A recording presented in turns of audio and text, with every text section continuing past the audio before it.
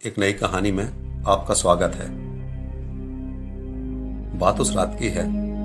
रोज की तरह फटे कपड़ों में सड़क किनारे खड़ी उस लड़की की आत्मा आज फिर आती जाती गाड़ियों को वैसे ही घूर रही है।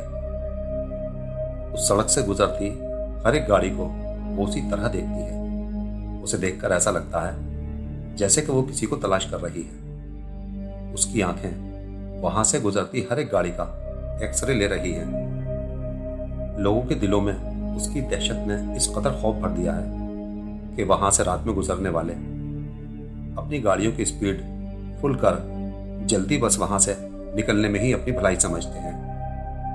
कई बार तो फुल स्पीड में दौड़ रही गाड़ियां बेकाबू होकर एक दूसरे से टकरा जाती हैं। एक्सीडेंट की घटनाएं उस भूतिया रोड पर बढ़ती ही जा रही हैं। कई लोग तो मौत के मुंह में समा चुके हैं। उस रात तेज रफ्तार एक कार वहां से गुजर रही थी कि अचानक उसका टायर पंक्चर हो गया। कार में बैठे वो लोग उस रोड पर हो रही हलचल से अनजान थे। उन्हें वहां के बारे में कुछ भी पता नहीं था कि वहां फटे कपड़ों में एक लड़की की आत्मा खड़ी दिखाई देती है। कार से जा रहे वो चार आदमी अपनी कार की स्टेपनी चेंज कर रहे थे कि अचानक एक तेज हवा का झोंका आया। वो पूरा रोड धुंध से पट गया। वहां कोई बड़ा तूफान नहीं आया था, लेकिन फिर भी उड़ रही धूल के सामने कुछ भी ठीक से नजर नहीं आ रहा था। रोड पर पूरी तरह अंधेरा हो गया। फटे कपड़े पहने वो लड़की पलक झपकते ही कार के ठीक सामने आकर खड़ी हो गई। हवा के एक झोंके की तरह अपने सामने उस लड़की को आता देख वो सभी डर से कांपने लगे। कार की स्टेपनी चेंज कर रहे वो लोग मारे डर के वहां से भाग खड़े हुए। उनमें से एक आदमी तो खौफजदा होकर वहीं बेहोश होकर गिर पड़ा। लोगों की शिकायत करने पर कई बार सड़क किनारे खड़ी उस लड़की को स्थानीय पुलिस अपने साथ पूछताछ के इरादे से लेने भी आती है, लेकिन अचानक से वो लड़की वहां से गायब हो जाती है। अपनी आंखों के सामने से उस फटे कपड़े पहने लड़की को गायब होता देख पुलिस के भी होश उड़ जाते हैं। वो वापस उल्टे पैर भाग खड़े होते हैं। अब तो किसी की शिकायत करने पर भी पुलिस उस लड़की के आसपास भटकती भी नहीं है और वो बेखौफ लड़की अक्सर वहां खड़ी दिखाई देती है।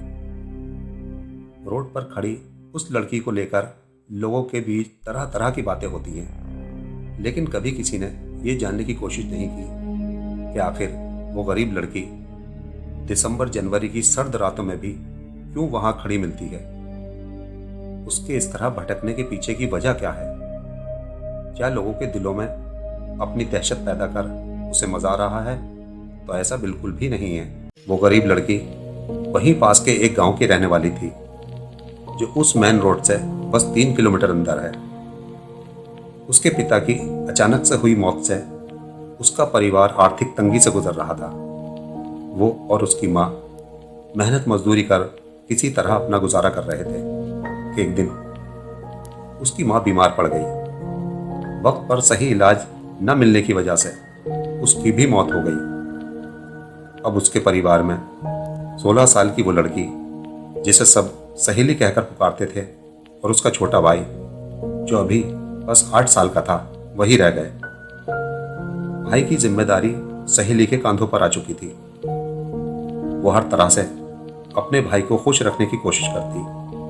खुद इतनी कम उम्र होने के बाद भी अपने छोटे भाई को कभी माँ बाप की कमी का एहसास नहीं होने देती। वो कहते हैं ना कि जब बारिश आती है तो सबसे पहले गरीब का झोंपड़ा ही टपकता है। दिसंबर की ठंड शुरू हो चुकी थी और सहेली के पास अपने और अपने भाई के लिए गर्म कपड़ों का कोई इंतजाम न था। उन दिनों उसे कहीं मजदूरी का काम भी नहीं मिल रहा था।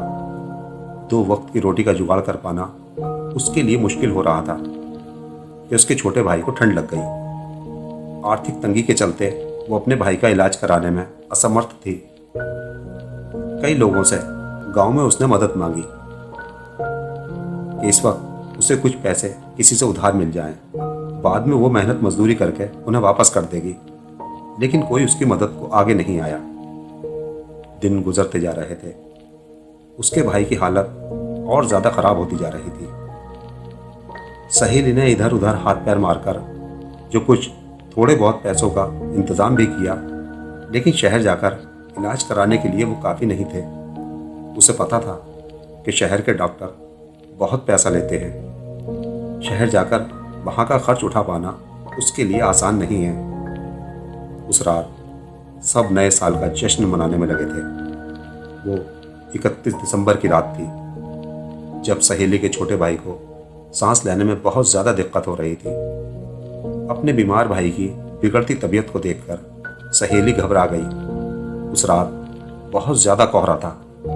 20 कदम आगे का भी नज़र नहीं आ रहा था। सहेली ने अपने भाई को गोद में उठाया और वो शहर जाने के लिए अपने गांव से चल पड़ी। गांव से मेन रोड तक आने में उसके भाई की हालत और ज़्यादा खराब हो गई। सहेली अपने भाई की बिगड़ती तबीयत को देखकर रोने लगी। उसे ऐसा लग रहा था कि उसका भाई शायद आज बचेगा नहीं। उस रात ठंड इतनी ज़्यादा थी कि उसे बर्दाश्त कर पाना मुश्किल था। बाहर की ठंड लगने से उसके भाई की कपकपी बंद गई। उस वक्त रात के 12 बजे थे, जब सहेली मेन रोड पर खड़ी किसी गाड़ी के रुक जाने का इंतज़ार कर रही थी। वहाँ से होकर गुजरने वाली गाड़ियों से वो मदद मांग रही थी। 1-2 गाड़ियाँ वहाँ रुकी भी, लेकिन सहेली और उसके भाई की खराब हालत देखकर किसी ने उसे गाड़ी में नहीं बैठाया। किसी को भी उस लड़की की मजबूरी पर तरस नहीं आया। सहेली ने गाड़ी वालों के आगे हाथ जोड़कर उनसे मदद की भीख तक मांगी।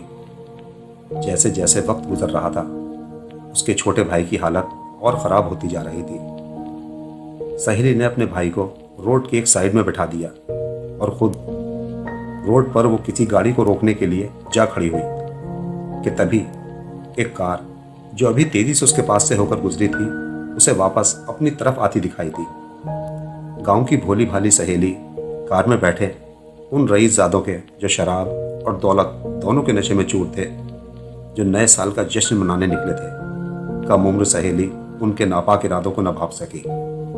सहेली ने हाथ जोड़कर उनसे मदद की गुहार लगाई तो इंसान के वेश में वो 4 शैतान उसे रात में अकेला देखकर फौरन उसकी मदद को तैयार हो गए। सहेली के साथ उसके बीमार भाई को भी उन शैतानों ने अपनी कार में बैठा लिया।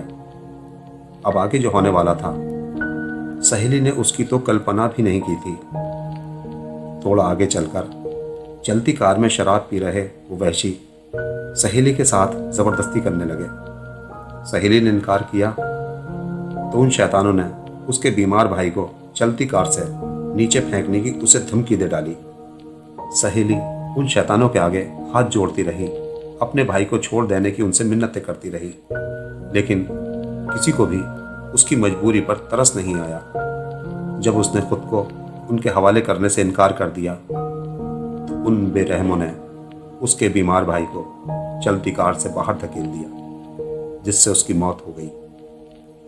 सहेली अपने भाई को बचाने के लिए उस चलती कार से कूद गई।